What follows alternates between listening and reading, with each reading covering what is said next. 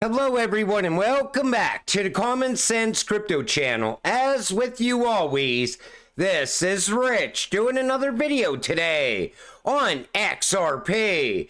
So I hope you're all having a wonderful day today wherever you are in this great world. We're gonna talk about XRP. And I'm gonna start with this from XRP Drops. It is absolutely remarkable that at least 4 longtime Swift employees have switched to Ripple and not the other way around. So when you see people that have been at Swift for long periods of time get up and leave Swift and they go to work for Ripple, they know Swift really doesn't have a future. And they confirmed a long time ago that Ripple partnered up with Swift as well, because Swift had no other choice but to work with Ripple. The technology is outdated. It's 50 plus years old. And the path forward was to join in with Ripple. Otherwise, Swift would have been totally left behind. But I see so many people saying that Swift is just going to go in a different direction. They're going to come up with their own system. You got to understand, Ripple has been building out all those payment rails for over a decade. And the technology that Ripple has is patented technology. And nobody has what XRP can offer: on-demand liquidity. That's why we will see a 3-digit XRP. This comes from XRP Liquidity Countdown Begins. Quarterly ODL tracking. On quarter 2 2024, 3.9 billion flowed from Ripple to ODL. This is higher than normal. Currently, July is 1.44 billion, which is also higher than the normal 1.2 billion. So you're starting to see the demand rise for XRP when it comes to on-demand liquidity. But people keep trying to say that nobody's utilizing XRP. I even showed you in a video yesterday that people are actually utilizing this technology and this cryptocurrency. Demand for XRP on the crypto exchanges rebounds to pre-lawsuit levels. You know, when you look at this, you see it right here. So share of XRP volume on US exchanges. Here's 2020. Remember that big plummet down when the lawsuit began? Now look at where we are today. Since last year's landmark court ruling, which granted Ripple Labs a partial victory against the SEC, demand for XRP in the U.S. markets has grown steadily. The share of U.S. platforms in global XRP volume has increased from less than 2% to 14% over the past year, matching levels from before the SEC suit. And I think we're going to continue to see that demand rise. And just wait until that case ends. All of a sudden, you're going to see a massive line up. Everybody's going to have XRP. And I cannot wait until Johnny Deaton takes Elizabeth Warren's seat. Take a listen to what he says here. We have to have elected leaders understand the technology. And so I believe right now, what I've been fighting for is smart, tailored regulations. Entrepreneurs and innovators, when you tell them the rules of the road, then they know how to comply. Right now, we have this vague, opaque kind of area in the law where we're trying to apply 1933 law to modern day artificial intelligence and blockchain technology. So, sorry, my internet's a little bit sketchy today. But what he's saying is this: you cannot take laws from the 30s and apply it to technology of today. That just doesn't work. We need clear path forward for Ripple. Not just Ripple though, all of crypto. So innovation can grow in this country. We need a path forward. And you know, I think it's probably going to happen after the elections. I don't think anything's going to happen before the elections. It seems like everything just came to a standstill on a lot of things. This comes from Smoke Stocks.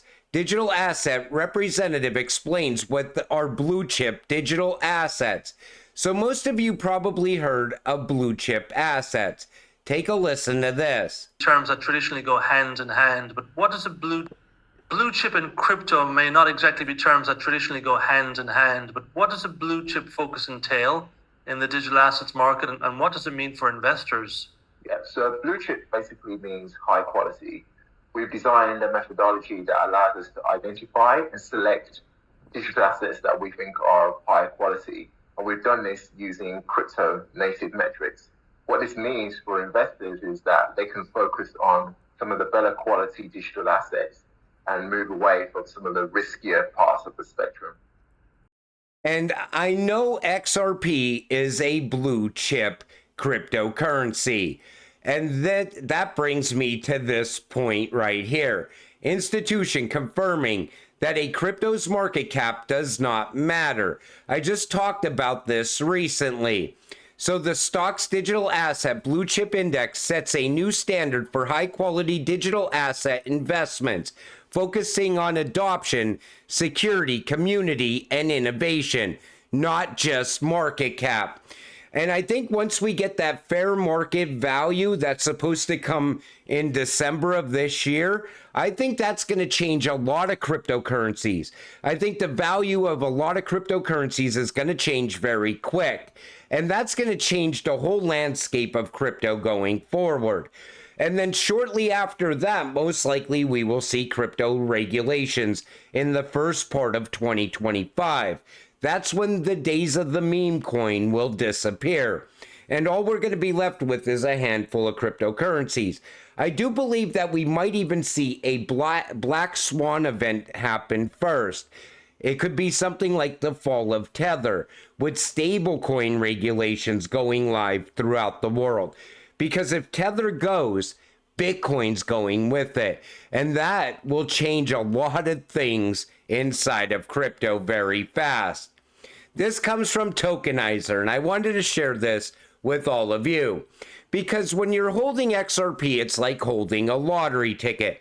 And studies show 33% of lottery winners declare bankrupt after 3 to 5 years. Everyone thinks they'll just live like a king and never worry about anything ever again. But if you can't manage $10,000, do you really think $1 million will be any easier? There's a reason why these overnight millionaires find themselves back at the bottom in less than a decade. Crazy, right? You're probably thinking if these people had gone from under 60K liquid net worth to over 1 million, they'd probably be set for life. Oftentimes, the biggest problem isn't that people don't make enough. Don't get me wrong, given the current economic status, there definitely needs to be a resolution around wages versus cost of living. But just look around the societal culture we're in, how its status and popularity achieved these days, materialism and attention. So think about what everybody says inside of crypto. You have a lot of people saying, I can't wait to buy that Lambo. I can't wait to buy that mansion. Because that's the path that society put people on. They have to have material things. But then what happens shortly after that, they're selling the mansion at cheaper prices, selling the Lambo at a cheaper price, and a lot of them end up back at a 9-to-5 job. And that's why I always told you, you're holding a lottery ticket when you're holding XRP. Eventually, you're going to get very rich from it. If you don't get wealthy, you will get life-changing money. But what you do with that is going to determine your future. If you put your money to work for you, most likely you will have financial freedom. You'll have time to do all the things you want to do. If you go and waste the money on stupid things, most likely you're going to be back at your 9-to-5 job and you're going to be back in the crypto space chasing the next big thing. The problem I see going forward is the next big thing is not years away. It's going to most likely be at least a decade away because we are in a fourth industrial revolution. Once we see most of crypto disappear, I think any crypto that gets announced going forward that has utility and use case, it's going to come right out of the gate at 3-digit prices and beyond, because it's going to have utility and people are going to adopt it right away once mass adoption happens. This right now is the time you get wealthy. When the prices are still very low, you continue to stack at rock bottom prices so you can make enough when everything blasts off that you can quit the 9 to 5, so you could get that financial freedom. Because I think if anybody goes out and ends up back here, I think the opportunities are going to be few and far in between. I think it's going to take money to make money in crypto once everything happens, once mass adoption happens, because we beat the institutions here for the first time ever. Think about that. Never before in all of history has retail ever beat the institutions. And that's why I said, once in a lifetime opportunity. You either get rich or you get left behind. U.S. deploys fighter jets to Middle East base to ready for Iran attack. Like I said, we could see some more downward movement in the crypto space, depending on what happens over in the Middle East. And hopefully there's no more war. Hopefully, this whole thing settles and we continue forward from here. But I've been keeping an eye on that as well. Then there's this, layoff announcements in 2024, and there's a lot of them. In 2024, tech companies have laid off 126,032 people.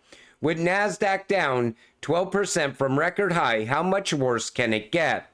So think about it like this. Think about all those people that went to college. They took out student loans. They got a job at, let's say, Dell or Intel, only to get laid off at a time like this. The student loans don't go away unless Biden gives student loan forgiveness. But for the most part, where do you go from here?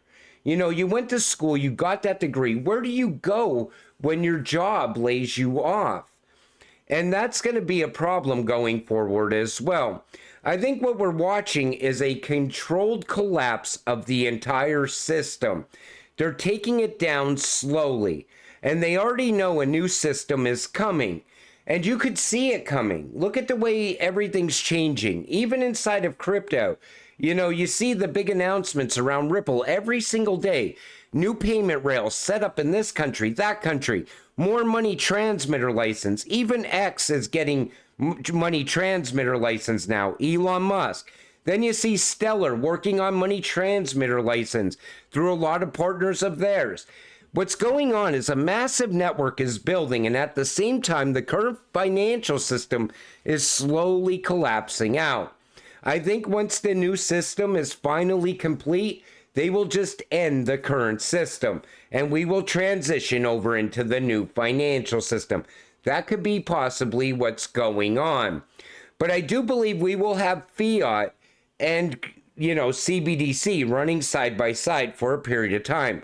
But I'm waiting to see the rise of another parallel system, the crypto system, where people are transacting from their digital wallet to the merchant's digital wallet using just crypto, right from one wallet to another. And I think we will eventually get there. And I don't think we're that too far away from that either. But like I always tell you, stay patient, stay positive, and let's get rich together. With that said, I'm going to wrap up this video. I want to thank you all for watching. I appreciate all of you. I'll see you in the next one. Have a great night.